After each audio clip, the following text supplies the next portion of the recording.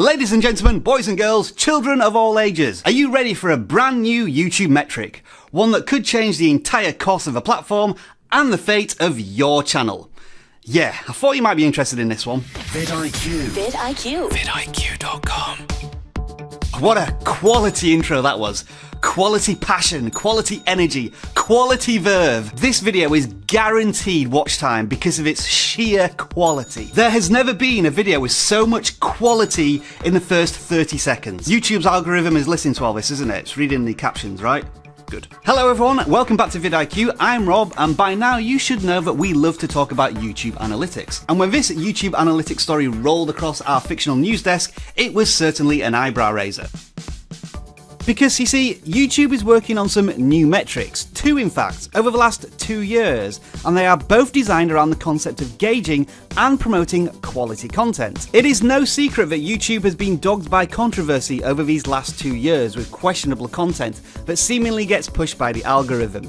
So what are these metrics and what do they potentially mean for video creators? The first one sounds like a jacked up, super enhanced version of session watch time. It will track not only the time spent on the YouTube platform watching videos, but also time spent posting and reading comments. So while posting comments may seem like something that's pretty easy to game, after all, how many sub-for-sub comments do you have on your channel? If YouTube is going to start tracking how long a viewer spends on a watch page reading comments, that's an entirely different and interesting proposition. This sounds like a metric that might be called engagement watch time. But on the other hand, earlier on in the year, YouTube was forced into a sweeping blanket ban of comments on videos containing children. Of course, YouTube are slowly resolving this problem, but if you do have comments disabled on your videos for any reason, how do you benefit from this particular metric? The second metric is simply and mysteriously called quality watch time, which as of now, nobody outside Google completely understands. The best quote attached to quality watch time so far comes from a Bloomberg article which reads as following: to spot content that achieves something more constructive than just keeping users glued to their phones or desktops. What this potentially means is that YouTube may be starting to distance themselves from what is considered the most important metric on YouTube, raw watch time, with the consensus being that more outlandish, more risque content leads to more watch time, which is something YouTube keeps being dogged by because of controversial content. Bloomberg go on to say the changes are supposed to reward videos that are more palatable to advertisers and the broader public, and help YouTube ward off criticism that its service is addictive and socially corrosive. Addictive and socially corrosive. I don't know what YouTube's talking about. Also, did you notice another important word there?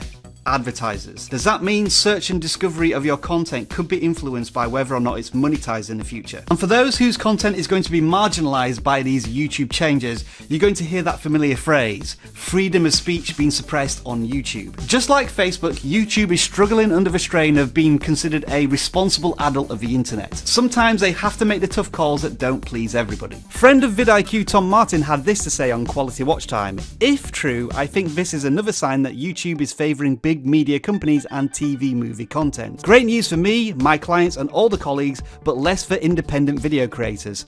Also, another interesting thing to consider is that although we don't fully understand the metrics yet, it's rare to know about something that's going to happen on YouTube which hasn't yet happened as far as we know. Over the last 18 months, YouTube have been more transparent about what they do, but does that extend to algorithmic changes? The cat is effectively out of the bag.